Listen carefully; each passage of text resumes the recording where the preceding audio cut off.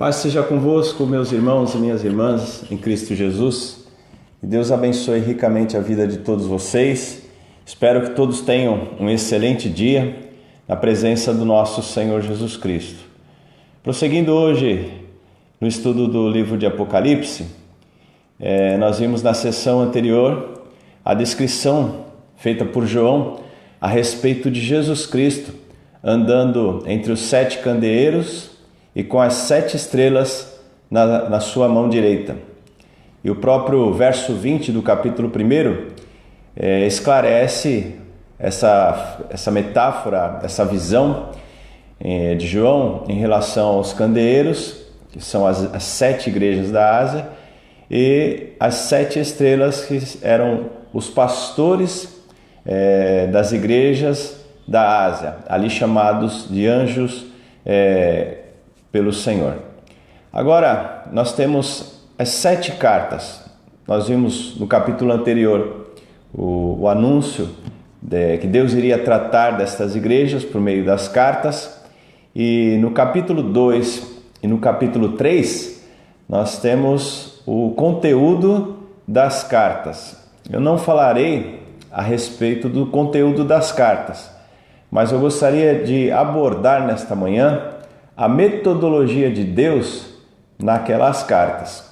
Como Deus usou da sua metodologia para tratar das suas ovelhas, da igreja e dos pastores também. Eu pegarei como exemplo a carta que foi escrita para a igreja em Esmirna, que é Apocalipse 2, do verso 8 ao verso de número 11, uma carta bem curta, e é onde nós podemos tirar dessa metodologia usada por Deus para incentivar o seu povo, para corrigir também o seu povo e dar esperança e fé maior ainda. Bem, Apocalipse 2, de 8 a 10, a 11, melhor dizendo. Ao anjo da igreja em Esmirna, escreve: Estas coisas diz o primeiro e o último, que esteve morto e tornou a viver. Conheço a tua tribulação, a tua pobreza, mas tu és rico, e a blasfêmia dos que a si mesmo se declaram judeus e não são, sendo antes sinagoga de Satanás.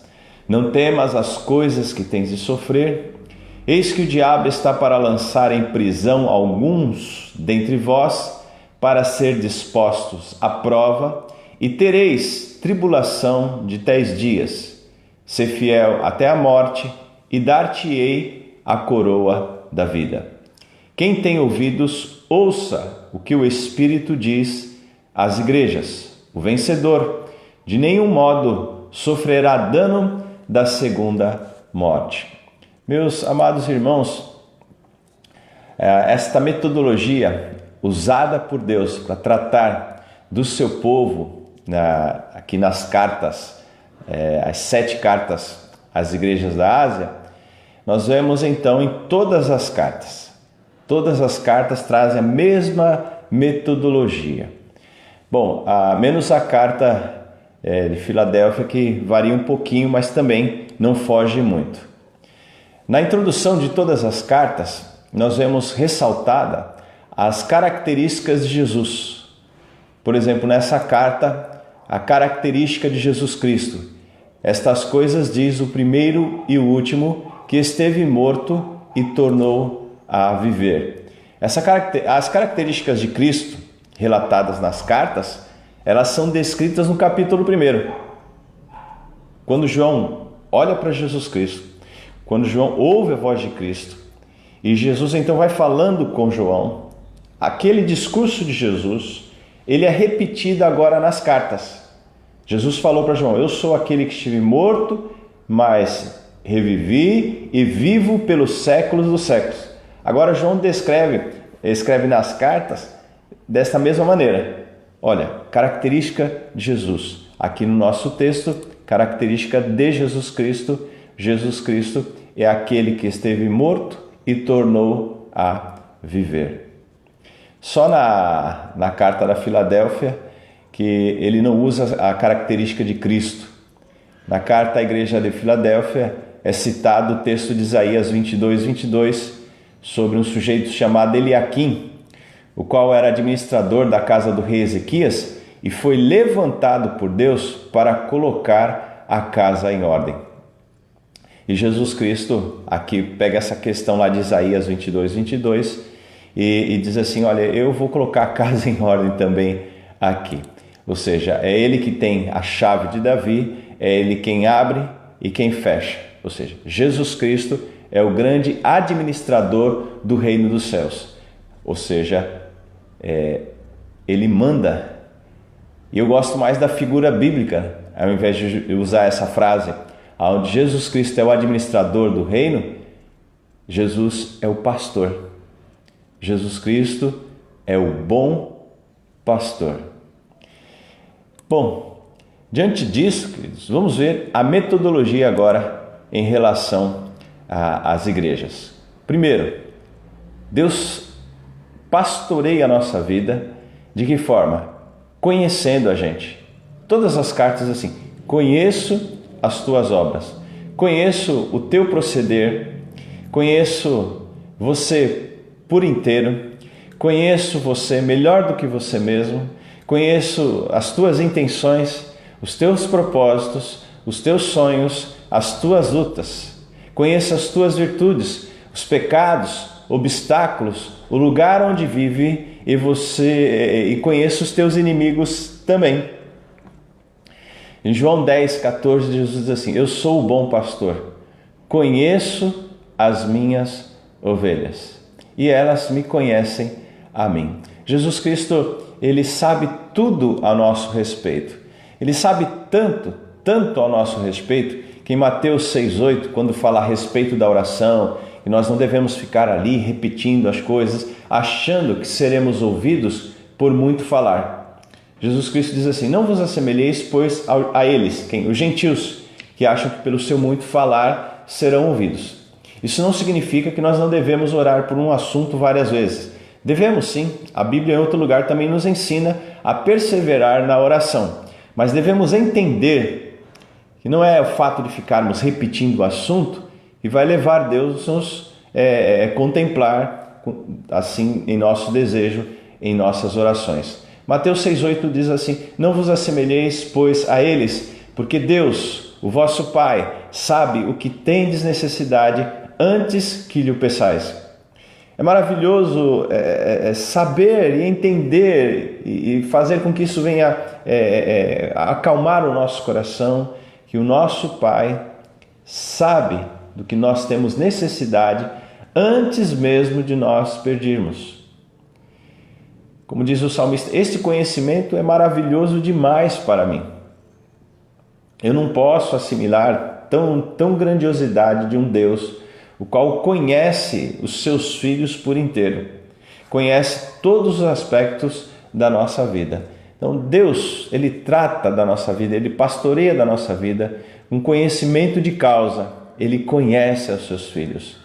Segundo ponto da metodologia usada por Deus nas cartas, ele mostra qual o procedimento correto, ele mostra a todos nós o que nós devemos fazer. No nosso caso, na igreja de Esmirna, ele diz assim, conheça a tua tribulação e a tua pobreza, mas tu és rico. Eles se achavam pobres, mas não eram. Eram ricos na graça de Deus. Deus conhecia também a blasfêmia dos que se declaravam judeus e não eram antes sinagogas de Satanás. Eram judeus convertidos que se diziam judeus, mas na verdade não agiam como cristãos convertidos e se colocavam assim como agentes de Satanás. Em todas as igrejas tem esse tipo de problema. Em todos os setores da sociedade nós vemos essa questão também. E como Deus gerencia, portanto, a igreja de Esmirna? Ele diz assim, não temas as coisas que tens de sofrer. Olha, não temas. O diabo está para lançar em prisão alguns de vós, para ser dispostos à prova. Essa questão da prisão Para alguns seria tanto uma questão secular, ou espiritual, ou física. Ou seja, o diabo ele vai tentando prender os filhos de Deus, colocando-os à prova, tentando-os. E Deus diz assim, mas tereis tribulação de 10 dias. Dizem que foi um período que a igreja de Esmirna sofreu muito sendo perseguida. Uma perseguição física de, origem espiritual. Como vários dos nossos problemas também têm esse cunho. Eles não são somente, não é só uma questão física, não é só uma questão secular, mas é uma questão espiritual. Nós, os cristãos, devemos olhar para a vida tendo esse pensar, essa forma de enxergar. E os nossos problemas não têm somente origem no mundo físico, têm origem no mundo espiritual. O atual quadro que nós passamos hoje nos leva a isso. Tudo quanto vivemos em nossos dias não é só uma questão física. Por isso nós precisamos orar, clamar ao nosso Deus. Deus, ele nos mostra como devemos proceder. Nós vemos isso também lá no Salmo 23, nos versos 2 e 3, Deus guiando o seu povo. Salmo 23, 2 e 3 diz assim: Ele me faz repousar em pastos verdejantes, leva-me para junto das águas de descanso, refrigera a minha alma, guia-me pelas veredas da justiça por amor do seu nome. O Senhor, ele guia o seu povo.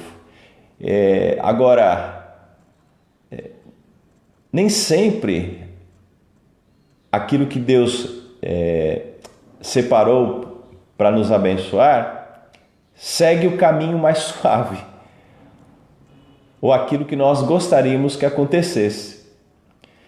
Olha o texto de Jeremias 29:11, diz assim: Eu é que sei que pensamentos tenho a vosso respeito, diz o Senhor, pensamentos de paz e não de mal, para vos dar o fim que desejais. Aí você olha esse versículo assim fora do seu contexto, aí você diz: aleluia, Senhor. Olha, eu é que sei, Deus é que sabe que pensamento ele tem a meu respeito para me dar o fim que eu desejo. Mas esse versículo, ele está dentro de um contexto. O contexto era o seguinte: Deus mandaria o povo para o exílio, para o cativeiro babilônico, para depois tirar esse povo e aí restaurar a sorte deles, como está escrito no Salmo: quando o Senhor restaurou a nossa sorte. E segundo alguns autores, esse salmo foi escrito após o período babilônico. Então, primeiro eles passaram pelo vale da sombra da morte, para depois, então, ter ali os pastos verdejantes. Primeiro passaram pelo deserto, para depois chegar na terra prometida. Primeiro, o servo de Deus passou pela prisão, foi vendido pelos irmãos, foi acusado de forma injusta, para depois ser um governador. Por toda a Bíblia você vê essa questão. E Deus nos ensina o caminho que devemos andar. Deus nos ensina o modo como devemos proceder. E esse ensinamento do Senhor, essa didática do Senhor, é o melhor para a nossa vida, mesmo passando por vales áridos e situações ruins. Todas as cartas, elas apontam para essa questão. O Senhor ensina os seus filhos. Olha, igreja tal, vocês têm, eu conheço a vida de vocês, sei o que vocês estão passando, conheço os inimigos de vocês, e olha, vocês devem agir desta forma. Essa é a metodologia de Deus abordada nas 7 cartas. Depois, no terceiro tópico, nós vemos as atitudes exigidas por Deus. Nosso versículo do capítulo 2 de Apocalipse, o versículo 10, finalzinho dele diz assim: sê fiel até a morte e dar-te-ei a coroa da vida. Ou seja, Deus exige uma postura dos seus filhos. Deus exige fidelidade dos seus filhos. Nós já somos salvos pela graça de Deus. A salvação já é um ato consumado por Jesus Cristo na cruz e na sua ressurreição. Ainda não vivemos a plenitude da salvação. Por isso, nesse mundo, precisamos viver de forma a agradar ao nosso Deus por meio da perseverança e da santificação.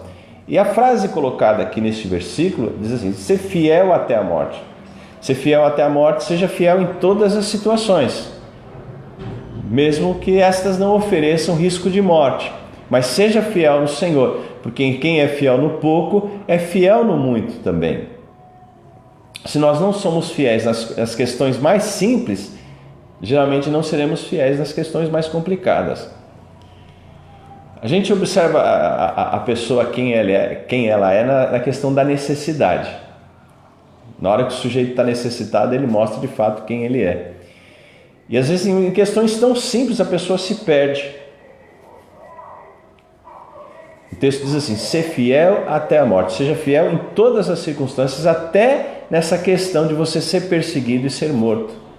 E o que vai acontecer? Dar-te-ei a coroa da vida. Esse versículo parece que nós compramos a nossa salvação, mas ele não está aqui falando dessa questão de nós comprarmos a salvação. Ele está falando da fidelidade, que há um prêmio para aqueles que perseveram. Deus sempre exige a atitude dos seus filhos. Em toda e qualquer situação, Deus exige que os seus filhos tenham atitude positiva. Por isso, ele diz assim: quem tem ouvidos, ouça o que o Espírito diz às igrejas. Isso é repetido em todas as cartas e ele deve ser entendido da seguinte forma: quem é convertido, obedeça o Espírito Santo. Quem é convertido, tome uma atitude. Quem é convertido, ajeite a sua vida, melhore o seu proceder. E é interessante que esta exortação, ela aparece em todas as cartas e é como se dissesse assim para o povo: vocês viram, vocês leram, vocês ouviram o que eu falei para tal igreja? Isso que eu falei para tal igreja não serve só para ela, serve para vocês também. Por isso sempre a expressão é essa: quem tem ouvidos, ouça o que o Espírito diz às igrejas. Tudo o que era ensinado para uma igreja servia para todas. Das 7 igrejas descritas no Apocalipse, somente 2 não recebem uma repreensão do Senhor, que é Esmirna e Filadélfia. Mas não eram igrejas perfeitas, não eram igrejas sem problemas. Não existe essa questão de igreja perfeita, não existe essa questão de pastor perfeito, não existe essa questão de família perfeita, ser humano perfeito.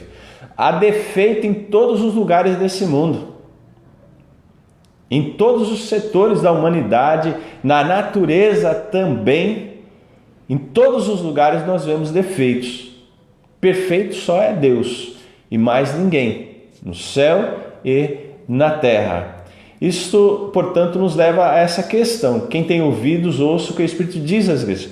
Quem é convertido, obedeça ao Espírito Santo. Quem é convertido, tenha uma atitude.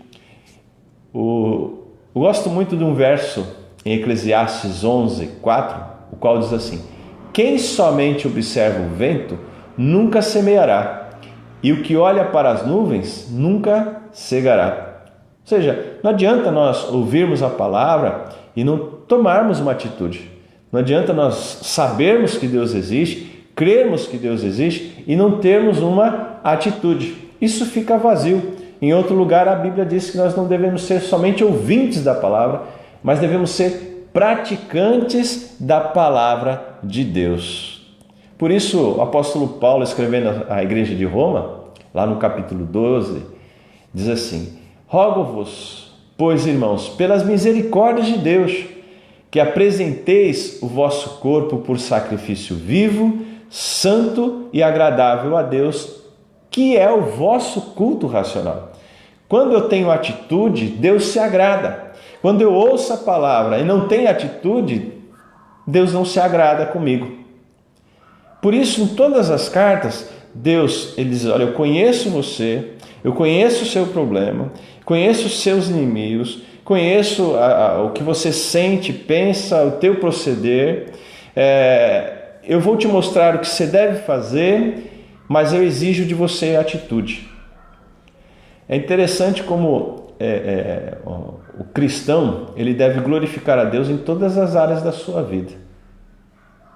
Comendo, bebendo, brincando, estudando e assim por diante. E uma das áreas é no trabalho.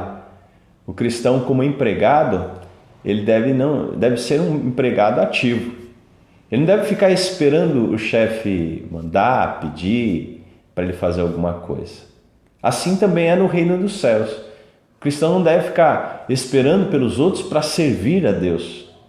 Ou esperando alguma coisa acontecer para aí sim tomar uma atitude. Nós devemos ter atitude mesmo, essa prontidão de servir ao Senhor. Às vezes nós cobramos isso na sociedade, né? A pessoa viu um papel no chão, pega o papel, joga no lixo. Em casa também essa prontidão em relação a marido e mulher, né? De não ficar esperando um pelo outro. A atitude sempre é necessária. É ruim quando a gente delega alguma coisa para a pessoa e a pessoa fica só esperando a gente mandar, né? Vai fazer, faça isso. E fica até chato para quem está ali administrando. Mas enfim, queridos, é a atitude que Deus quer dos seus filhos. Mudança de vida, mudança de mente é necessário a todos os seus filhos. Por isso, Deus diz a esta igreja, que era uma igreja e ali se considerava pobre, fraca, mas Deus diz, não, você é rico, você pode fazer mais. Por isso, seja fiel até a morte, ou seja, seja fiel em todas as circunstâncias, inclusive nessa questão tão grave que é em relação ao risco de morte. E dentro da metodologia de Deus também, a quarta questão nossa nessa manhã é a capacitação. Deus capacita os seus filhos. Quem tem ouvidos, ouça o que o Espírito diz às igrejas, verso de número 11. O vencedor de nenhum modo sofrerá dano da segunda morte. O vencedor. Essa expressão aparece em todas as cartas. Agora, eu acho muito interessante o seguinte fato. E todas as vezes que fala do vencedor e da bênção do vencedor, esta bênção não tem nada a ver com o nosso período passado aqui na Terra. Todas as bênçãos descritas ali têm a ver com o céu, com a glória, com o reino vindouro. O vencedor terá parte na árvore da vida, o vencedor terá livre acesso ao reino dos céus, o vencedor beberá da água da fonte da vida eterna e assim por diante. E aqui o nosso texto, ele diz o seguinte, olha, ao vencedor, ele não sofrerá o dano da segunda morte. Ligando o texto, uma coisa na outra, seja fiel até a morte, porque você não vai sofrer o dano da segunda. Você pode passar pela primeira, que é a questão física, mas você não será condenado eternamente. Essa frase, ao vencedor, ela aponta então, portanto, para a nossa vitória na glória. E quando eu digo a vitória na glória, é a nossa vitória plena. Venceremos então todos os obstáculos. Venceremos a morte, venceremos o pecado, que é a vitória maior do cristão. Por isso, podemos deduzir que a vitória verdadeira não é como quando somos abençoados com um bem, mas é quando nós somos abençoados espiritualmente. Ao vencedor. Ao vencedor, essa frase também se refere ao estado de todo aquele que nasceu de novo, todo aquele que foi chamado de Deus. Ela é bastante usada por Paulo em suas cartas, em especial no capítulo 8 de Romanos, e fala do estado daquele que foi chamado por Cristo. Romanos 8, 30 e 37 diz assim, e aos que predestinou, a esses também chamou, e aos que chamou, a esses também justificou, e aos que justificou, a esses também glorificou. E aí o verso 37 diz assim: em todas estas coisas, porém, somos mais que vencedores por meio daquele que nos amou. Paulo fala que Deus nos glorifica, que essa questão da glorificação é Deus trata da nossa vida e, independente das circunstâncias, do desfecho da situação, nós já somos mais que vencedores. Por isso ele diz: em todas estas coisas, porém, somos mais que vencedores. Estas coisas quais? Nos versos anteriores ele diz o seguinte: nem a morte, nem a vida, nem a dor, nem a espada, nem principados, nem potestade podem nos separar do amor de Deus. Dessa forma, então, queridos, nós somos mais que vencedores porque a nossa situação, o nosso destino, não depende em si dos fatos ocorridos em nós e ao nosso redor, das atitudes nossas e das atitudes das pessoas também que estão ao nosso redor. A nossa situação depende única e exclusivamente de Deus. Por isso diz o texto que Ele nos predestinou, Ele nos chamou, justificou, portanto ninguém pode nos condenar, e nos glorificou. Glorificou concedendo-nos o Espírito Santo e concedendo-nos, portanto, a vida eterna. Essa frase, ao vencedor, ela também aponta para a obra que o Espírito Santo faz em nós. O Espírito Santo nos faz prosseguir além do natural. 2 Coríntios capítulo 3, versos 4 a 6, está escrito o seguinte: e é por intermédio de Cristo que temos tal confiança em Deus.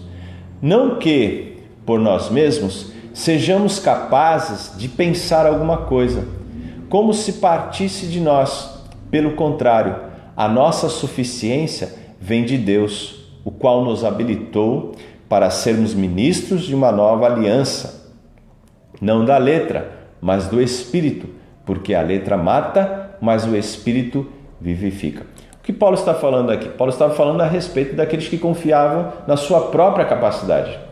Ele diz: não, nós não recebemos todo esse conhecimento, não vem da gente mesmo. Tudo quanto estamos escrevendo para vocês, ensinando vocês, não é natural. Não foi algo que nós assimilamos empiricamente. Mas esse conhecimento vem de Deus. Ou seja, tudo quanto temos dentro dessa questão da vida, em todos os âmbitos, é dom de Deus. E os filhos de Deus, então, eles são agraciados de uma forma a perseverar. O cristão, ele vai além do natural. O cristão vai além do normal, porque o Espírito Santo atua nele. Então essa frase, em todas as cartas, nos diz que nós já somos mais que vencedores. Devemos perseverar, sim, faz parte do processo de Deus. Mas uma coisa é certa: nós já somos mais que vencedores. Tudo isso nós vemos nas cartas, né? Qual a metodologia que Deus usa? Metodologia das cartas, aonde revela que Jesus é o bom pastor, né? Por que Jesus é o bom pastor? Porque Ele conhece você. Por que Jesus é o bom pastor? Porque Ele ensina o modo correto de agir. Por que Jesus, Ele é o bom pastor? Porque Ele exige atitudes positivas dos seus filhos. Por que Jesus é o bom pastor? Porque Ele capacita os seus filhos. Estes 4 aspectos é a forma como Deus trata do seu povo. É a forma como Deus lida com os seus servos, com a igreja e com os pastores. Alguém pode até pensar: mas por que Ele faz essa distinção, né? Chamar a igreja de candeeiro e os pastores de estrelas? Era por causa do momento vivido por eles. O primeiro a sofrer com a perseguição é quem está à frente, no sentido de administrar o trabalho. É o pastor, é o missionário. É muito fácil ser pastor em tempos de paz, em tempos de compreensão. Fácil relativamente, né? É muito fácil ser cristão quando tudo vai bem.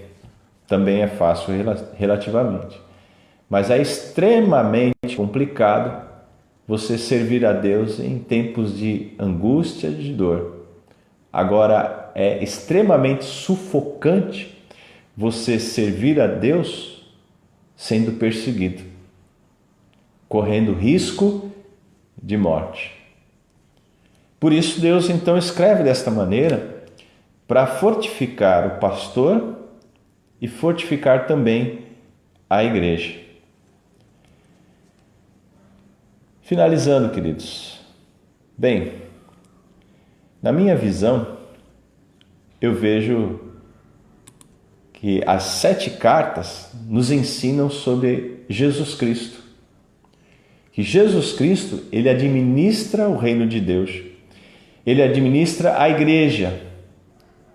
Usando a figura de João capítulo 10, onde Jesus diz: eu sou o bom pastor, então eu tiro essa lição, que Jesus pastoreia a sua igreja. Jesus pastoreia você.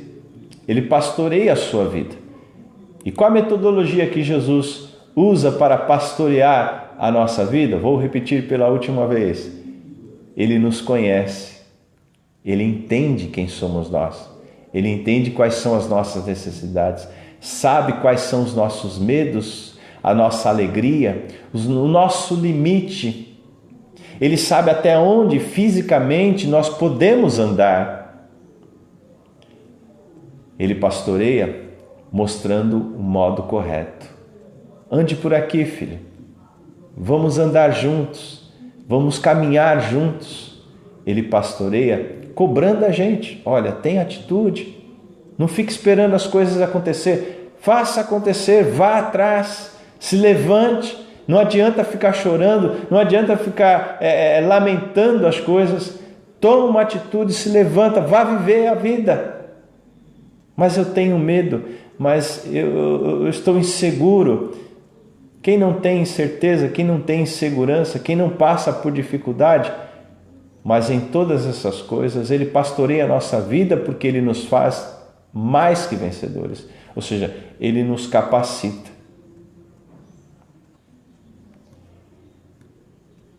Como é bom saber que o nosso Deus cuida da gente.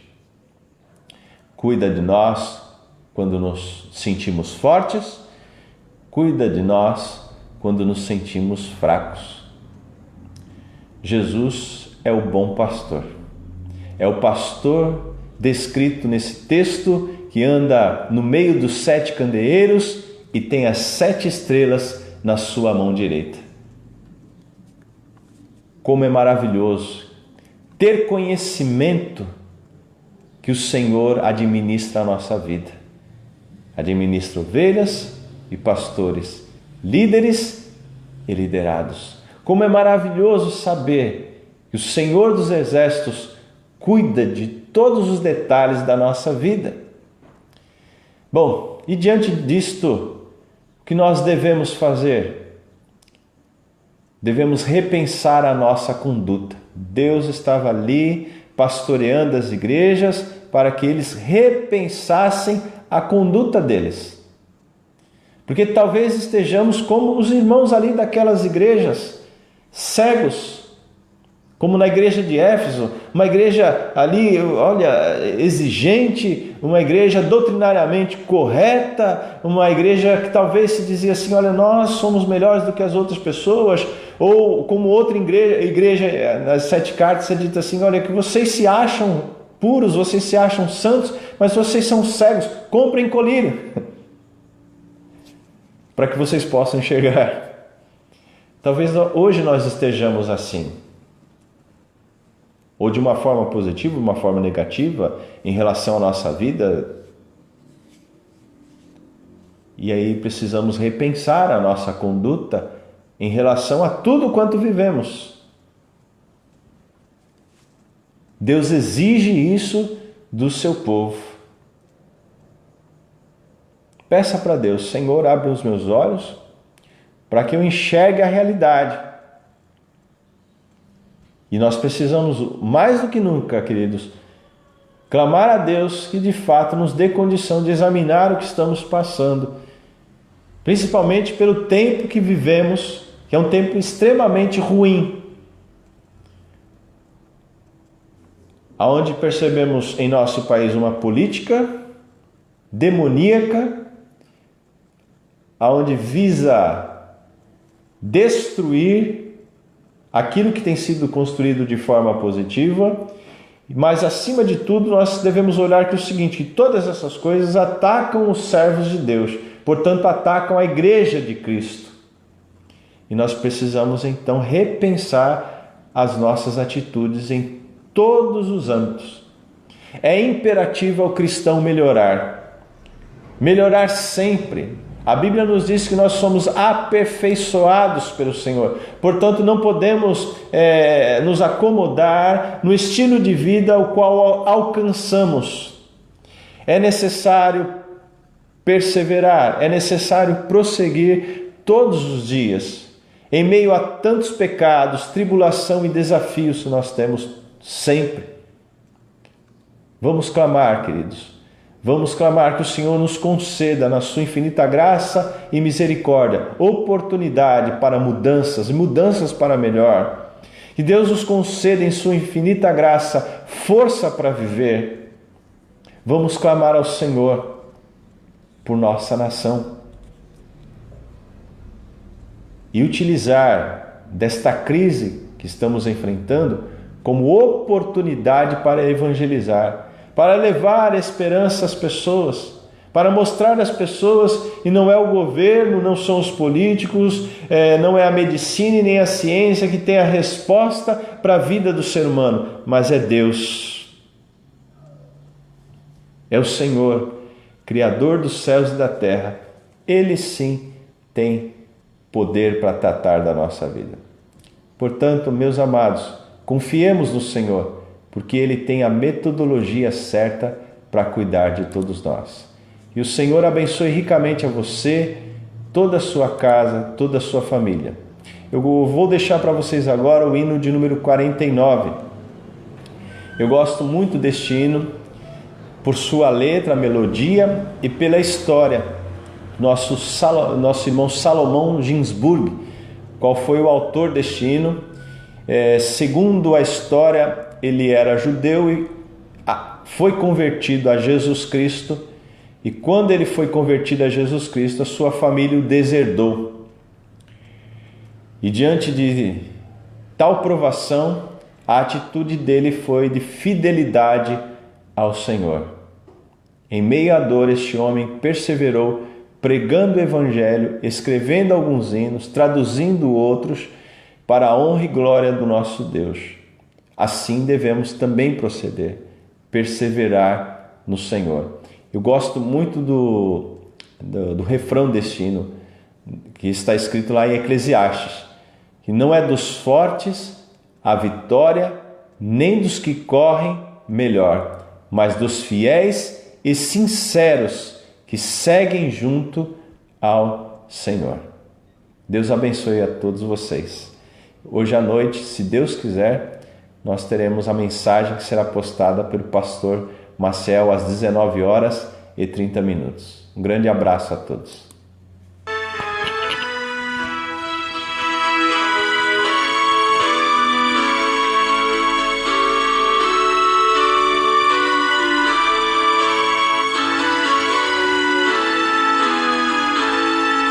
Sempre vencendo, muito vitorioso, Cristo Jesus, o Senhor, é soberano, chefe bendito, em tudo ele é vencedor, Reino supremo, guiando com seu imenso poder, todos avante, pois crentes